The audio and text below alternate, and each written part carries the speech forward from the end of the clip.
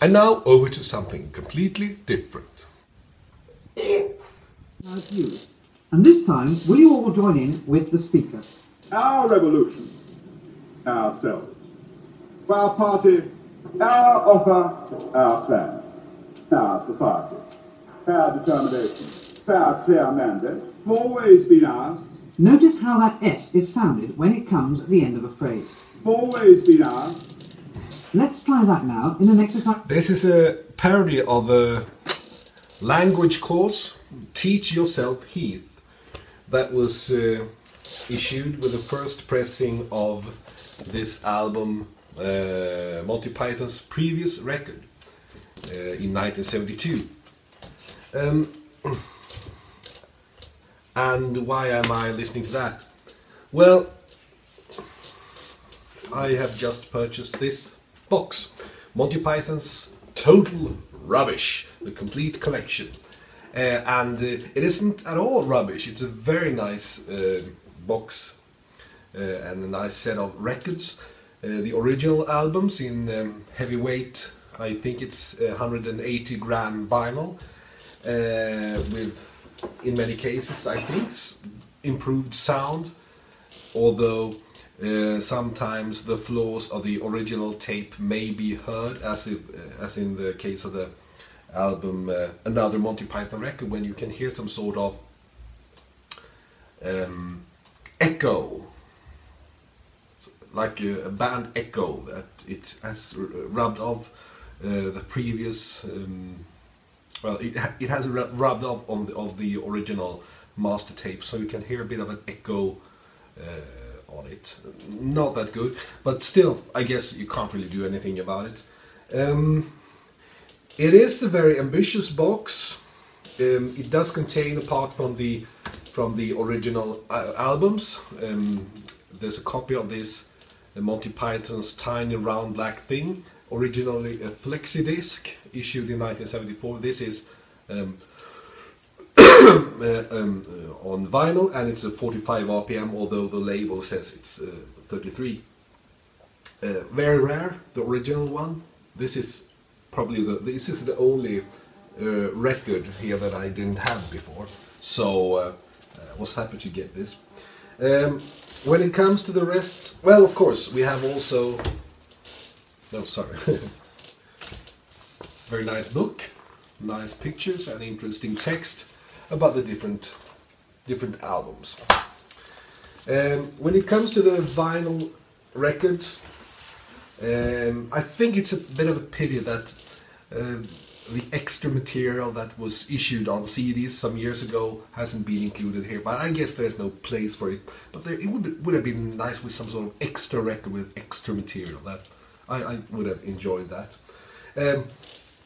You can't really overstate the importance of Monty Python when it comes to me. I am today an English teacher, and when I started listening to Monty Python albums, that's when my English started to, well, improve quite a lot, because I was using the language actively to understand the first time in my life. So, of course, you can't really understate the importance of Monty Python. Also, back in those days, this is mid-80s to late 80s, you couldn't really get a hold of the original Monty Python show, the Monty Python Flying Circus, on VHS. Well, maybe you could, but I don't think they were available to rent, not back then. No. Buying was incredibly expensive. And DVDs, of course, no DVDs. And it was also a couple of years before they started to show all the old Monty Python's episodes on TV again. That started in Sweden around the time of their 20 years jubilee. So, of course, it was the albums that I first, through the albums I first got in touch with Monty Python. And I was very interested in all sorts of comedy on record back then, so both Swedish and English, and it was through my interest in English comedy that made my grip of the English language to get better. okay, it's not always that good because, well, yeah. Anyway, this is a reissue of their first album, Monty Python's Flying Circus, and it was issued and recorded by BBC. My copy has the typical blue, light blue label of the 80s. This has some sort of yellow variation. I'm not sure if that was the kind of label they used back then. It's an interesting thing that all the records in this box use the Charisma label. Most of them were issued on Charisma in Europe back in the days. Not Life of Brian or The Meaning of Life. I think they were issued by Warner Brothers and CBS. But here they have the Charisma label of the 70s with the Mad Hatter. And I don't think that the Contractual Obligation album had that label back then, but still, just a minor thing, not really a complaint, just, yeah. It's great to listen to these records again because they are all of them magnificent, but if I'm going to show you the records and I'm going to say what I think about them. This is the first one, mono issue, and well, the Monty Python themselves don't really think that much of it, but still, it's they show the earliest sketch, and they make fun about the vinyl medium, also about stereo testing, even though this is a mono recording. But I read that they didn't really know that it was a mono recording until later, so they did the sketch anyway. Then we have the Charisma issues. First of course this one, another Monty Python record with this crossed out Beethoven National Philharmonic Orchestra, and also it's just with crayon and pasted over another liner notes, cover notes by Stanley Baldwin. But the funny thing is, I've had this record, or this copy rather, my original one, for many years before I actually started reading this text about. When I thought it was actually a real text that you would find on the back sleeve of a classical music album, it's more of a text about Beethoven being very good at playing tennis and those, yeah, Beethoven, yeah. So it was like since then I've also been checking every detail on the Monty Python sleeves. With the original version there were some inserts, and they have here been placed on the inner sleeve as cutouts, but I'm going to show you if I can. This is my original from the time. The original inserts looked more like this, and this, and this. So, still, very nice.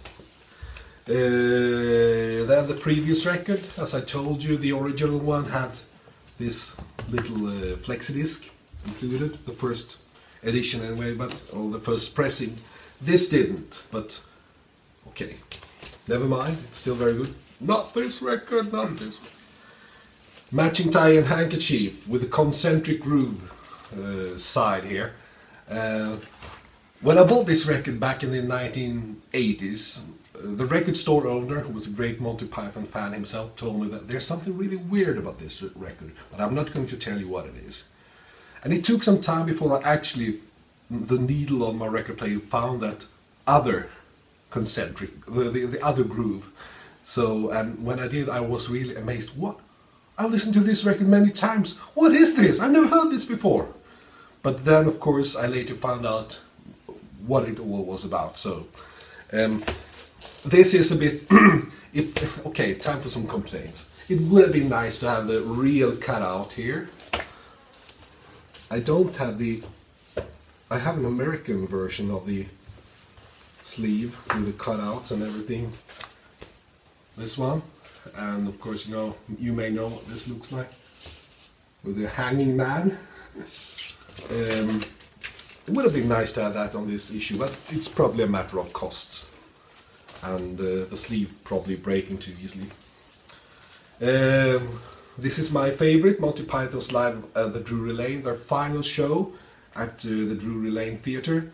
Nothing really to say, their most famous sketches. They are joined by Neil Innes here and Eric Idle's then wife, I can't remember her name now. Always like this a lot. The best of the soundtracks, the album of the soundtrack, of the trailer of the film of Monty Python and the Holy Grail, because you get so much more than just the film soundtrack of this, because there are more sketches, there are interesting links, lots of other stuff. The other soundtracks aren't as good as this one when it comes to as a soundtrack album. This is the most interesting one. Life of Brian, of course, a bit of a more stricter story, so mainly some links. Nothing that much, nothing that's really new there, but still with their best film, of course.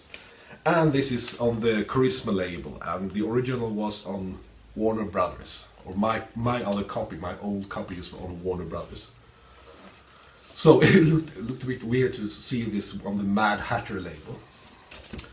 Right, Monty Python's Contractual Obligation album, their album of mainly songs. You can see the blue Charisma label that was used back then, but of course this reissue used the Mad Hatter label from the mid-70s, the bit pinkish. And then finally, The Meaning of Life, probably their weakest album, but with some of the really great musical numbers. Okay, over to the final complaint here. And have a look at this when I do this. These are the inner sleeves, thick cardboard or thick paper, laminated, quite nice, but they are a bit, when you do like this, you really want the record to slide out easily. Of course now it did, but first time I really had to grab the record and pull it out because it's a bit tight here. So it would have been nice if they used maybe 1 more millimeter of paper when they made the sleeves, so the record slides out more easily. So you don't have to actually touch the record. You can, of course, try to grab it and put it by the label, but still, it would have been nice if you didn't have to actually touch the record the first time you put it out. So, all in all, great vinyl box. If you're a real Monty Python fan and a real vinyl fan and you have some spare money, go ahead, buy it. I'm glad I did, although I don't really get that much more than I already have if I have the original albums. I got the tiny black round thing that I didn't have before, and then this nice book, and well, nice set of records, but and some interesting Terry Gilliam art, but still, great box of records, and it isn't at all total rubbish as being claimed here.